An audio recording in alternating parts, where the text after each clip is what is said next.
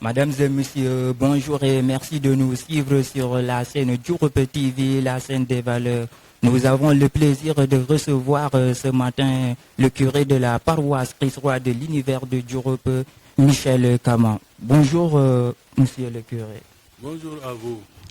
Bonjour à vous, Djuroup TV. Merci. Qui est Abel Michel Kama? Est-ce que pouvez-vous présenter aux Sénégalais qui vous regardent sur la chaîne Djuroup TV? Voilà, merci de cette question qui va nécessiter une petite longueur. Bon, je pourrais me résumer. J'ai été ordonné en 98 à Diaganiao. J'ai eu à faire Joal, 4 ans à Joal, 4 ans à la cathédrale de Dakar,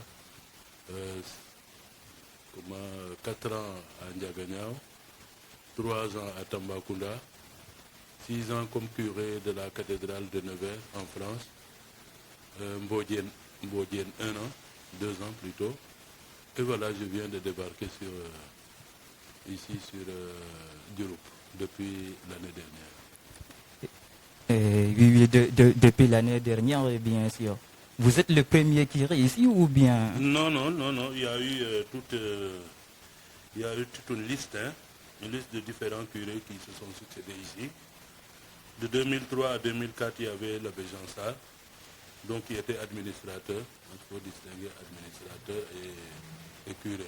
Effectivement. Donc administrateur, c'est celui qui tient une petite partie. Ça peut être la même paroisse, mais qui n'est pas encore érigée donc en paroisse en tant que tel. Dès que c'est érigé en paroisse, alors là maintenant on nomme un curé. Effectivement. De 2004 à 2012, il y avait Jean-Pierre Diouf, administrateur. De 2012 à 2014, il y avait l'abbé Georges Ndiaye, administrateur. Et salut sur lui, il est décédé. De 2014-2018, l'abbé Omer Seck, le premier curé. Et deuxième curé, 2018-2021, avec l'abbé Jean-Luc Yahya Ndou. Et 2021, à nos jours, voilà l'abbé Michel Kama. Vous avez été intronisé curé de la paroisse Christ-Roi de l'univers de Djuroup le 1er octobre 2022. Tout à fait. Pouvez-vous revenir sur l'historique de cette paroisse? Bon, oui, parce que bon, la paroisse Christ-Roi de l'univers de Djuroup est une des jeunes paroisses du Sine. Elle peut être aussi assimilée à un jeune de 20 ans, parce que nous allons fêter les 20 ans pendant les JMJ, donc à la fête du Christ-Roi de l'univers, 20 ans. Alors je dis, je les assimile à un jeune garçon et une jeune fille de 20 ans, bon, qui commence à oublier le passé, l'enfance, pour remonter maintenant vers le cran des adultes. Et c'est un moment assez délicat. Dès qu'on rate le coche pour ces jeunes, donc on peut se troubler, on peut grandir ou prendre de l'âge un peu désordonnément. Alors, on entre en plein pied donc dans la vie adulte. En effet, elle fête ses 20 ans. Elle a été érigée ici en octobre 2003 par son excellence, par son éminence, Monseigneur Théodore Cardinal Sarr. Jadis, Djuroup était un secteur de la paroisse de Sainte Jeanne d'Arc de Fatick, dans le doyenné du Sine. Je peux aussi vous présenter, vous faire un petit clin d'œil sur la situation géographique, si vous voulez. Ok, allez-y. Djuroup est dans la zone rurale, qu'on appelle zone rurale de l'archidiocèse. On peut donc à distinguer de la zone urbaine, donc qui va de Rufisque à tout Dakar. La paroisse en tant que telle est actuellement dans le doyenné de Fatick, qui a été érigé en 2021. Géographiquement, elle est sur la route nationale numéro 1, à 12 km de Fatick et à 10 km de Tataguine. Elle est composée de 23 communautés de base. qui dit communauté de base, c'est un peu les villages, les grands villages, les quartiers, voilà. Bouban, Ndjodjon, Patiar, Dafem, Doudam, Bardiem, Djongolo, Ndundur, Parar, Djurup Famak, Ndang, Ndjatmar, Djurup Leray, Mbassis, Senghor, Ndjodjon, deux communautés, Ndjouda, Ngwadlem, Djoral et Sahor, la communauté la plus loin. Effectivement, les villages de la commune de Djourou. Voilà, les villages de la commune de Djourou que vous avez connus. Effectivement. Effectivement. Le 26 novembre, vous allez accueillir la jeunesse de l'archidiocèse de Dakar. Oui. Est-ce que pouvez-vous nous parler sur le travail que vous avez déjà fait sur cet accueil-là? Oui, le travail est grand, a été très harassant. Heureusement que ce n'est pas la paroisse en tant que telle qui organise, c'est le doyenné. Et qui dit le doyenné, dit donc la paroisse de Fatick, la paroisse de Diakhao, la paroisse de Bikol, Diohine, donc Djuroup ici, Niakhar. Voilà les communautés qui ont organisé les JMJ. L'organisation n'a pas été très facile, hein. Il a fallu pas mal de réunions, beaucoup de réunions. Mais on rend grâce au Seigneur parce que tout le monde a mis la main dans la pâte. En constituant tout d'abord des différentes commissions. Logistique, sécurité, restauration, liturgie. Donc toutes ces commissions divisées en sous-commissions. Il y a même l'abattage des bœufs, donc il faut une sous-commission, mais qui fait partie de la restauration. C'est un exemple. Et puis la restauration, c'est tellement large, il a fallu rassembler toutes les femmes, bon, choisissant des femmes au niveau des différents villages. Donc voilà comment nous nous sommes organisés, avec deux grandes assemblées générales. C'est ce qui nous amène à la question suivante. Votre paroisse est la doyenneté de Fatick. Pourquoi vous recevez la jeunesse de l'archidiocèse de Dakar alors que vous êtes de la doyenneté de Fatick? Du doyenné, voilà. Merci, Zélan. En fait, tous les ans, les évêques veulent que ces JMJ se passent dans une paroisse, et déjà dans un doyenné. Le doyenné est choisi, et une fois que le doyenné est choisi, on choisit maintenant une paroisse dans le doyenné. Ce qui implique quand même de certaines ressources qui puissent aider à accueillir autant de jeunes, parce qu'avec 15 à 20 000 jeunes, vous voyez, ce n'est pas une mince affaire. Donc il faut trouver une certaine localité, un terrain, un simple terrain aussi, donc genre stade. Les paroisses qui ne l'ont pas encore, ils attendront d'avoir les structures adéquates. Sinon, Djuroup a été choisi parce que Fatick a déjà accueilli. Donc comme la roue tourne, dès que ça revient dans le signe, dès que ça revient dans le doyenné de Fatick, on choisit une paroisse qui n'a jamais accueilli. C'est comme Fatick avait déjà accueilli, Diohine avait déjà accueilli. Je pense, Niahar, je ne sais pas si j'ai bonne mémoire, mais maintenant c'est la paroisse de Djuroup. Maintenant ça va repartir sur Dakar, hein, vers les doyennés de Dakar, vers les doyennés de la Petite Côte, les doyennés de Pikine, les doyennés. Donc ça dépend ceux qui vont recevoir la palme. On va faire la passation de service, donc dimanche. Nous savons qu'aujourd'hui, cette jeunesse sénégalaise traverse des périodes difficiles. Nous parlons par exemple de l'émigration irrégulière. Est-ce que vous avez un message à adresser à ces jeunes-là? Merci de la question. C'est une question qu'on ne cesse d'aborder tous ces jours-ci. La question a été abordée hier pendant le point de presse. On m'avait déjà posé la question. On l'a posé encore... On a posé la même question au directeur des œuvres, l'abbé Sébastien. Et c'est sûr que l'évêque va y revenir, donc pendant la célébration. Le seul message, pour moi personnellement, il y a deux espoirs, quoi, ou deux espérances. La première espérance, elle est très humaine. Voulons un Sénégal prospère, un Sénégal qui vit de sa jeunesse, ou un Sénégal vraiment qui a bon espoir de vivre un jour ou de traverser carrément les difficultés qui sont là actuellement. La deuxième espérance, c'est un peu une espérance de foi. Dès qu'il y a la foi, je pense qu'on peut enjamber pas mal de soucis, pas mal de problèmes. Et cela, pas seulement les jeunes chrétiens, hein, c'est la jeunesse sénégalaise. Et qui dit jeunesse sénégalaise, c'est de la Casamance à Dakar et partout où, voilà, dans tout le territoire sénégalais, où nous appelons les jeunes, tout simplement, à plus de confiance, de sérénité, hein, donc d'amour entre eux, évidemment. Parce que dès qu'il y a division au niveau de la jeunesse, vous voyez ce que ça fait.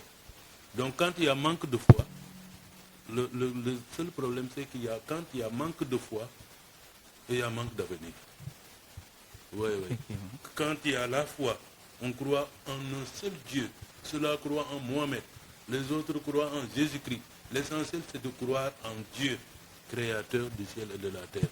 Et une fois qu'on aura cru en ce Père créateur, je pense qu'on peut améliorer notre vie.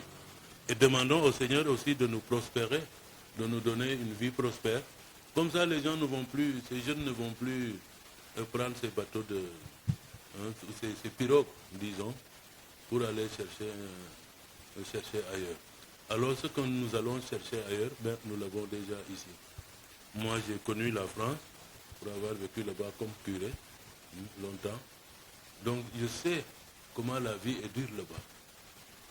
Mais, à partir d'ici, on ne sait pas si c'est dur. On veut découvrir.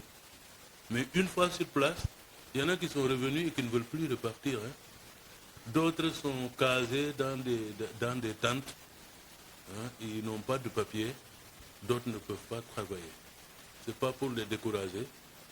Ben, mais au moins, qu'on essaie de faire en sorte qu'on ait les papiers, qu'on paye l'avion, qu'on aille et qu'on travaille. Parce que sans papier, là-bas, ben, on est comme un animal en divagation. Hein. Voilà, grand. Tantôt, vous avez dit que vous avez fait la France. Oui. Parlez-nous un peu de votre vie en France. Bon, quand je suis arrivé, j'ai fait 1 an de vicariat comme vicaire.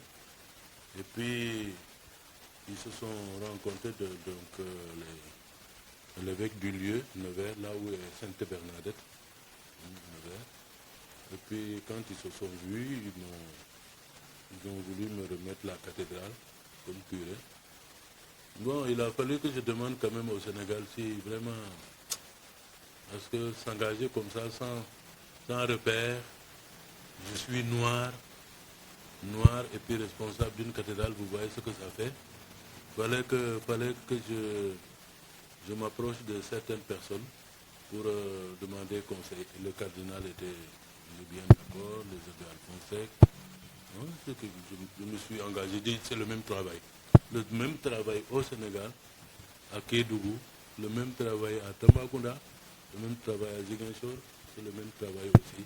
Parce que c'est suivre Jésus et orienter les cœurs vers ce Dieu créateur dont je parlais.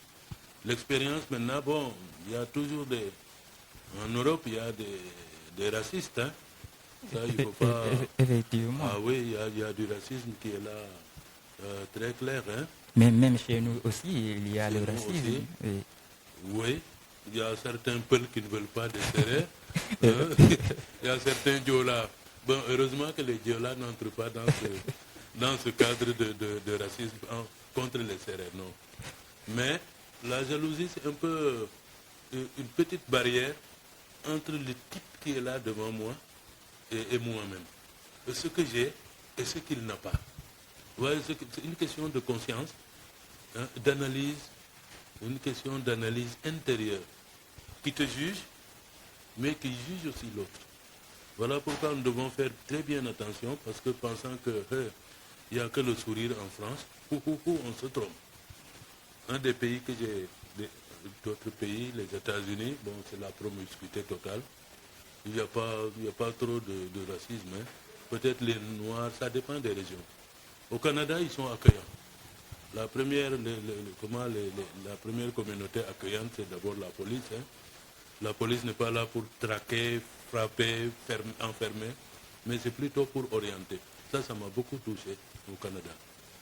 Par contre, en France, c'est la rigueur des lois.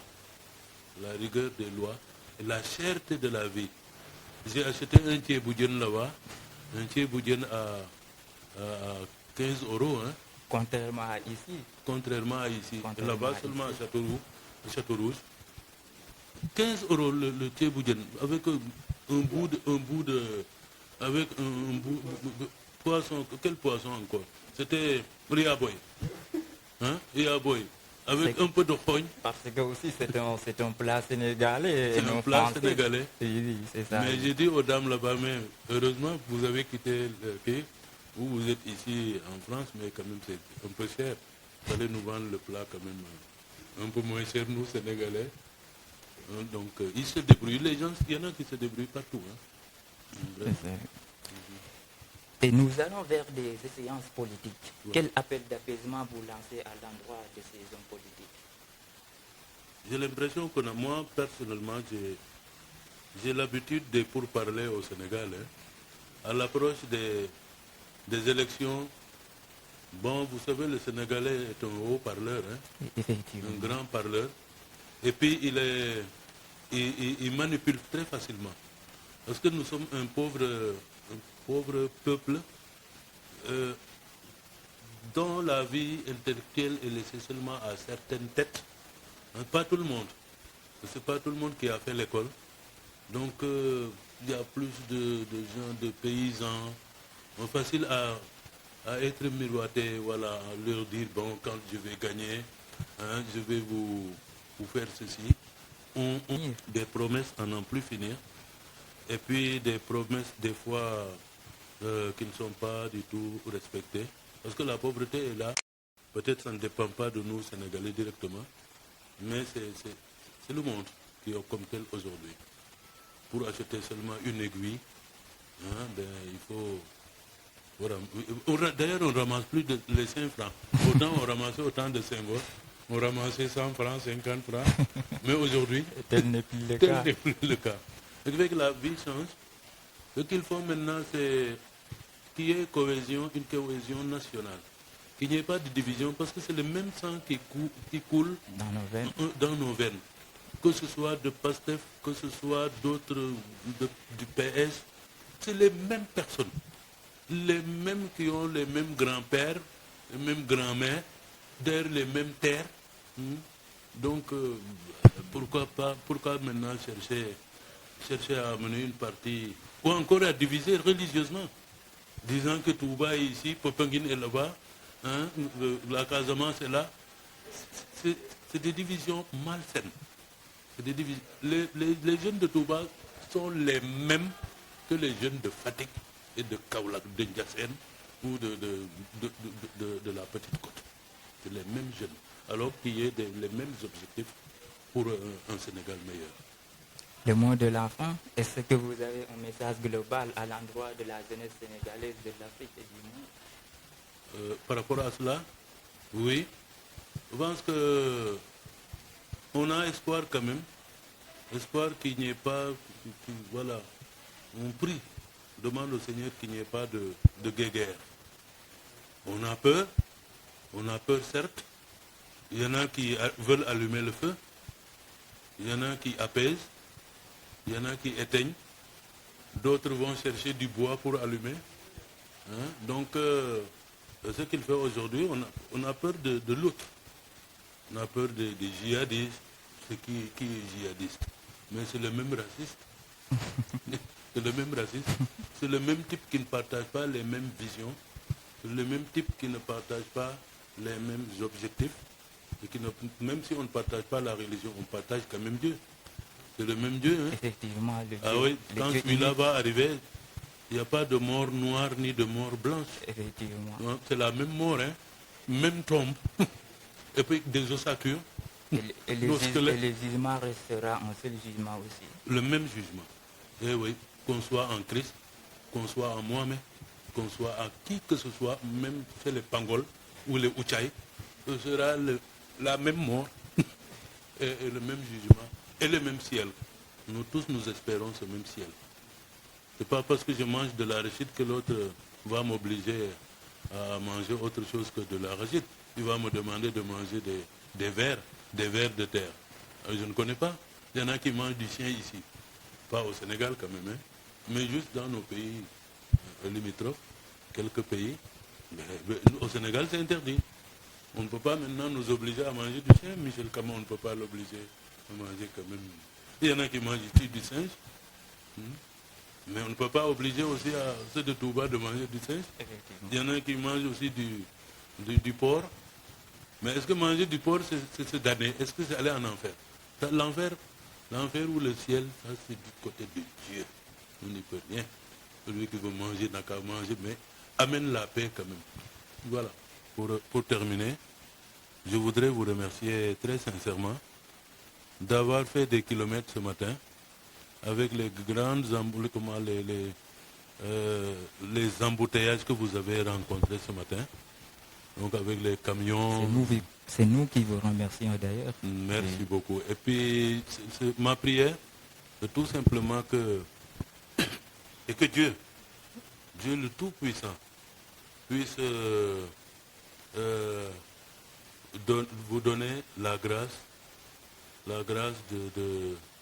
d'une espérance plus grande, mais d'une prospérité dans votre chaîne, dans notre chaîne.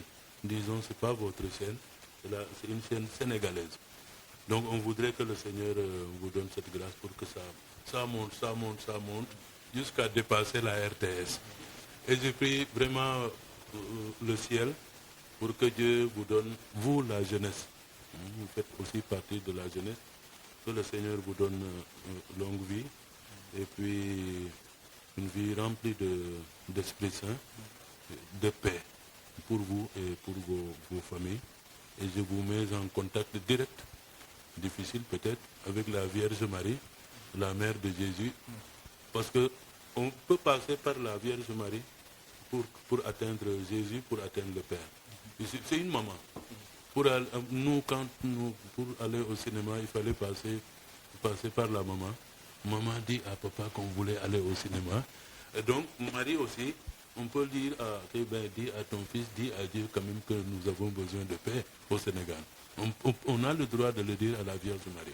Donc c'est l'année aujourd'hui. Donc je vous confie à cette dame du ciel. Merci, monsieur Abbé. Merci beaucoup. Merci à Mesdames vous. et messieurs, ceci met fin à cette émission. C'était le curé de la paroisse Christ-Roi de l'univers de Diouroup, Abbé Michel Kama. Nous vous donnons rendez-vous très prochainement sur votre chaîne Diouroup TV, la chaîne des valeurs. D'ici là, portez-vous bien.